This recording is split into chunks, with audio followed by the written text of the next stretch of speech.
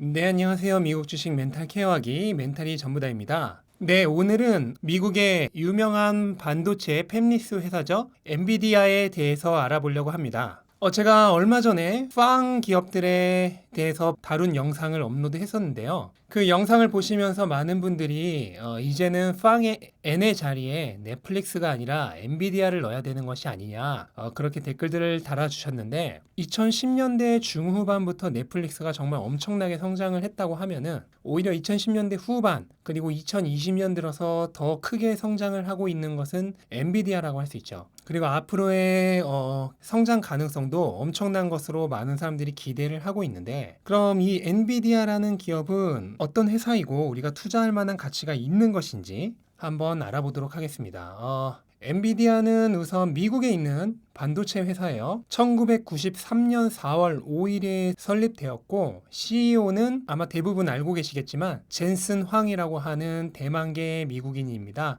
예전에 이제 게이머들한테는 황통수라 그래서 굉장히 욕을 많이 먹었던 인물이에요. 왜냐면은 신제품을 발표를 하고 얼마 안 돼서 더 좋은 신제품을 발표를 해서 기존의 신제품을 샀던 사람들을 좀 물먹였던, 뒤통수 쳤던 그런 전력이 꽤 돼서 사람들에게 황통수라고 불렸는데, 게이머들이 그렇게 욕을 한다는 건 그만큼 좋은 신제품을 계속 만들어냈다는 거고 또 그만큼 마케팅이 좋았다는 거죠.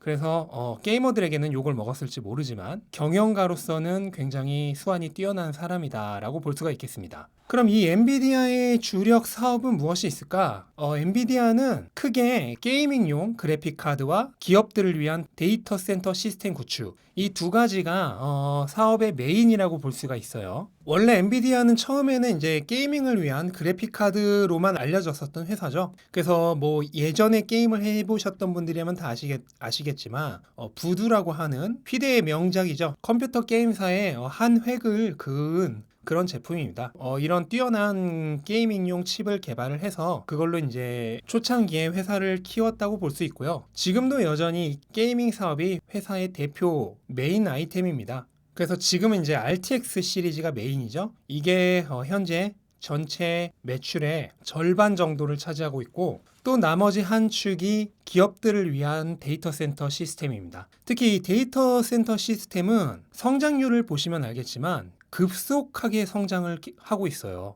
그래서 조만간 회사의 메인이었던 게이밍 부문 사업을 제칠 것으로 예상을 하고 있는데, 엔비디아의 이렇게 데이터 센터 사업이 커진 이유는 지난해 이스라엘의 팹리스 기업이었던 멜라녹스를 인수하면서부터죠. 이 멜라녹스가 기업의 데이터 센터용 시스템 중에서도 특히 네트워킹 관련된 기술이 이제 핵심인 회사인데, 이 회사를 인수를 하면서 기업들의 데이터 센터용 시스템을 구축할 때 더 좋은 성능과 더 뛰어난 컴퓨터 리소스 활용을 할 수 있게 되었고, 그리고 기업들 입장에서는 운영 비용도 절감을 할 수 있게 되었죠.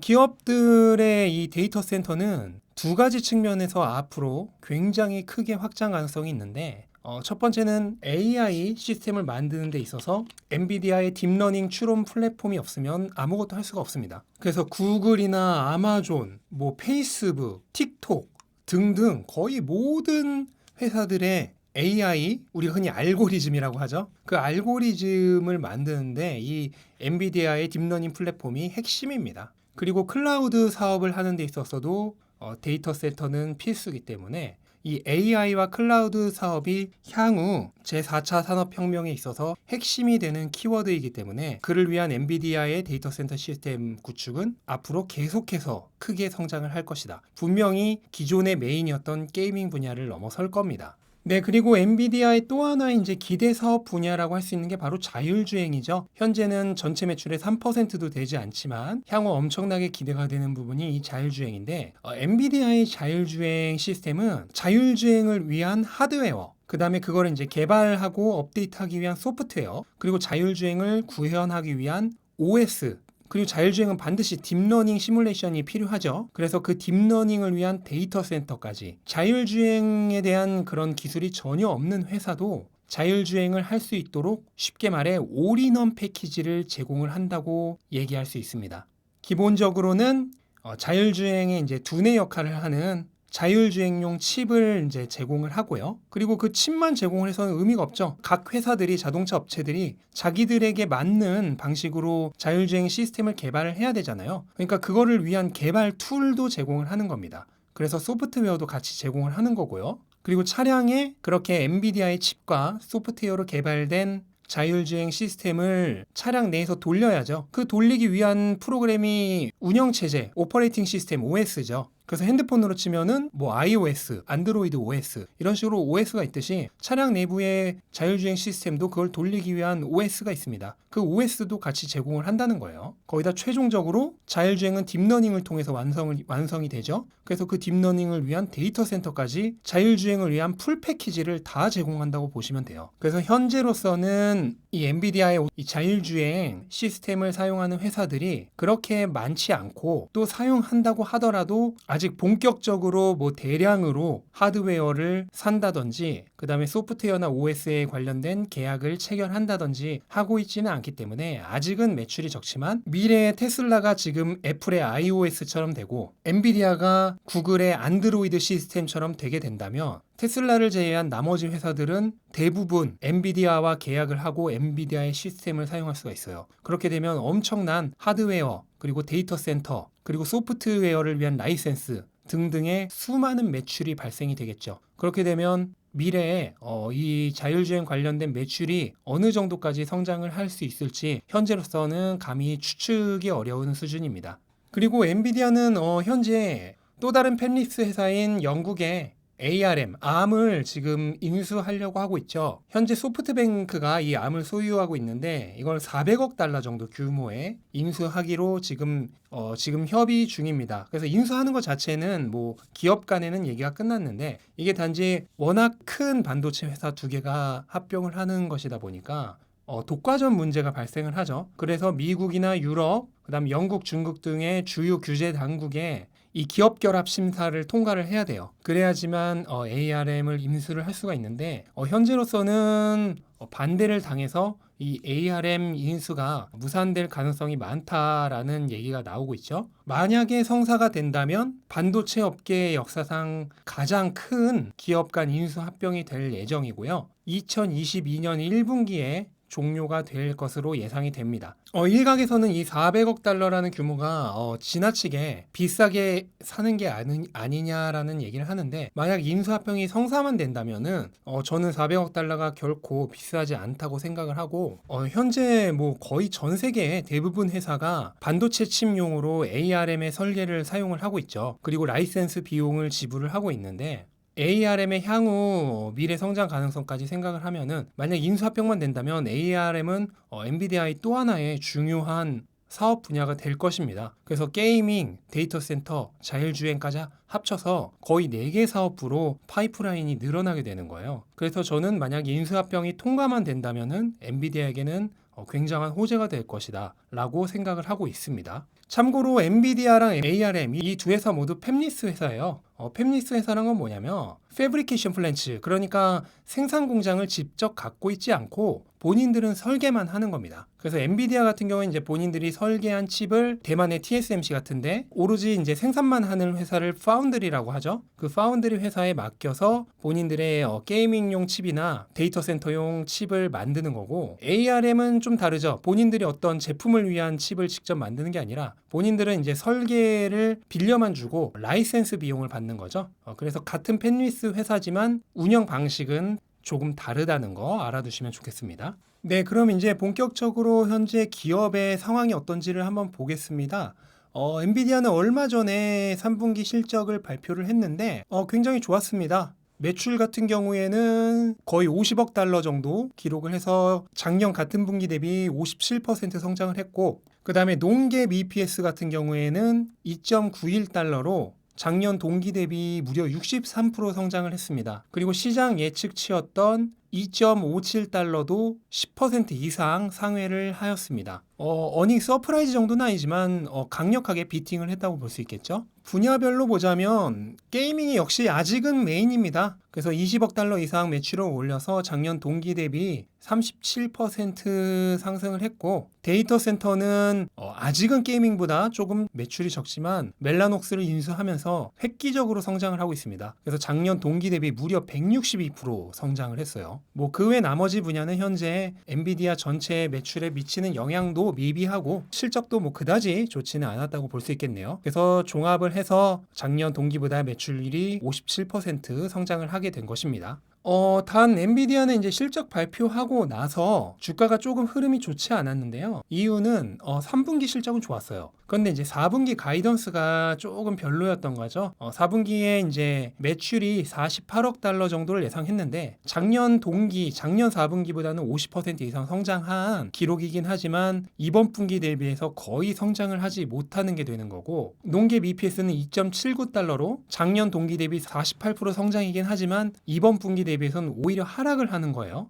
그리고 현재 시장의 다음 분기 EPS 예상치도 2.8달러이기 때문에 시장 예측치에도 조금 못 미치는 것이 됩니다. 왜 이렇게 안 좋냐 하면은 지금 현재 TSMC에서의 생산 캐퍼시티가 충분하지 못하다고 해요. 그리고 지금 3분기에 게이밍용 그래픽카드의 신제품을 발표를 했는데, 이게 아무래도 이제 신제품은 발표했을 때가 가장 수요가 좋잖아요. 그래서 4분기는 이제 3분기보다는 수요가 줄어들 것으로 예상을 해서 그렇게 공급도 원활하지 못하고 수요도 조금 줄어들 것으로 예상이 돼서 이번 분기보다 4분기에 오히려 안 좋은 성적을 예상을 했습니다. 이렇게 4분기 가이던스가 안 좋기 때문에 주가 흐름이 실적 발표 이후에 별로 좋지 못했다고 볼 수 있겠습니다. 네, 그럼 이제 엔비디아의 밸류에이션을 좀 살펴보겠습니다. 엔비디아는 현재 시가총액이 3,200억 달러 정도 되고요. 현재 PER은 85배 정도, 그 다음에 매출 대비 주가인 PSR은 22배 정도 됩니다.